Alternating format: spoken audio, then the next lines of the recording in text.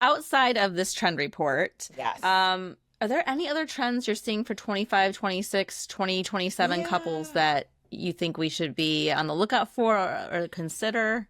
So there are a couple that come to mind. We actually, in our Pinterest Predicts report, one of the other celebration trends that we had on top of Surreal Soirees is Rococo Revival. Mm, And Rococo Revival is really inspired by the late Baroque period that was both very opulent and very ultra feminine. We see that Gen Z and actually boomers are really driving this trend forward with classic corset gowns, very luxurious accessories, and the really Basque ornate waist. tables. Yeah, exactly.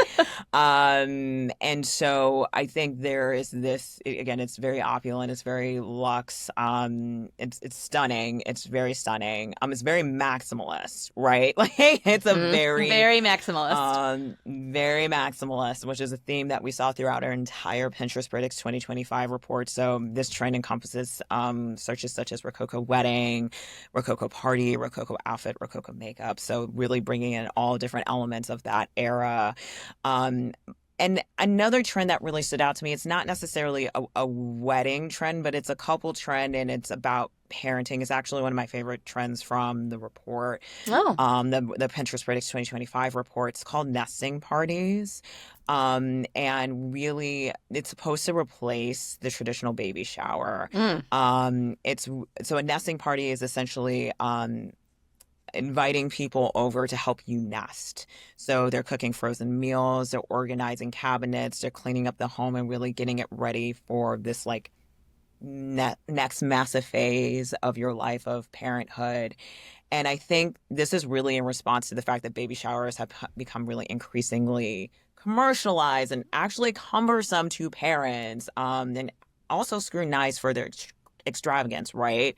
The nesting parties really meant to take the stress out of celebrating birth and Yeah. is all about friends and family coming together to really help parents transition into the next phase of their life. And another reason why I love this trend is because it's Gen Z and millennials are driving this. And I think it's to the conversation, what we've been talking about throughout this entire podcast, really prioritizing what is actually valuable and Hmm. matters the most to you. So if you want to have an extravagant baby shower, by all means, please do it. I've Right. gone to a few and they're wonderful. But if you prefer to have a nesting party, which is a little bit more communal Hmm. and some may actually view as more helpful than a baby shower, by all means, do And a it. little less awkward sometimes too, with the baby Yes, games and the having to open up the presents and all that. I love this idea yes. of the nesting party because it's such a great way to build community. Exactly, exactly. It's Just don't it invite takes a anyone that's a pain in village. the ass. Yeah, exactly. Don't bring that You have to energy be around the baby. you have to be very intentional with the invite list. I think it really speaks to it takes a village Yeah. to raise a child, and um, I I I'm not a parent. I have a lot of friends who are becoming parents, and when I've mentioned this trend to them, they're like, "Oh my gosh, like this Right? is phenomenal," because it again, it's a helpful celebration. Yeah. It's not a burden, which is I think it's just really wonderful. With the nesting trend, Mhm. are you seeing any trends then when it comes to like the bachelorette hen parties? Because it was Oh, going really extravagant where it was like weekends in this country and bridesmaids are becoming broke and complaining about credit card debt. Like, are we seeing the pendulum swing with that?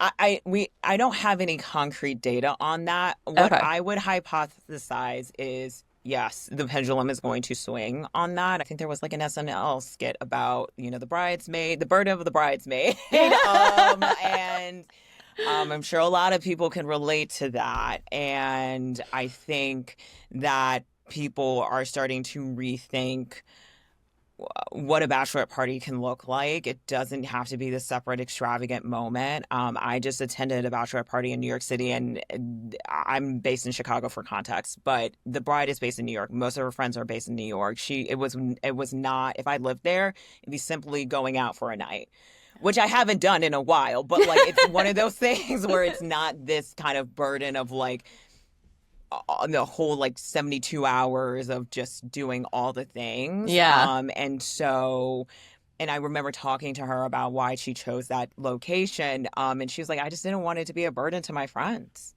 I want it to be fun. I want it to Just be consider it.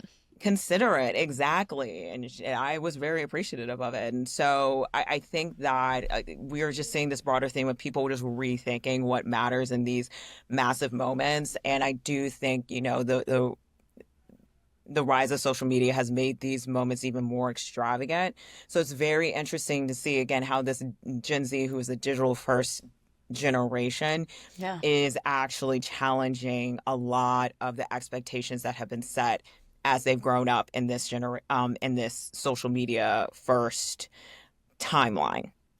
Because maybe they've made observations are like, well, maybe we don't have to do Yeah. things in a certain type of way for them to be meaningful, Yeah. for them to make myself happy and bring me joy. Like, it doesn't have to go viral. It can just be something that's intimate and reflective of what I actually like and enjoy doing. So I'm excited to see how the bachelorette party evolves over time. But I do think to the theme of like the city hall wedding, the nesting party, Hmm. the bridal shower, the bachelorette party, the bachelor party as well. Yeah. Conversations about that are going to drive behaviors to change about that as well.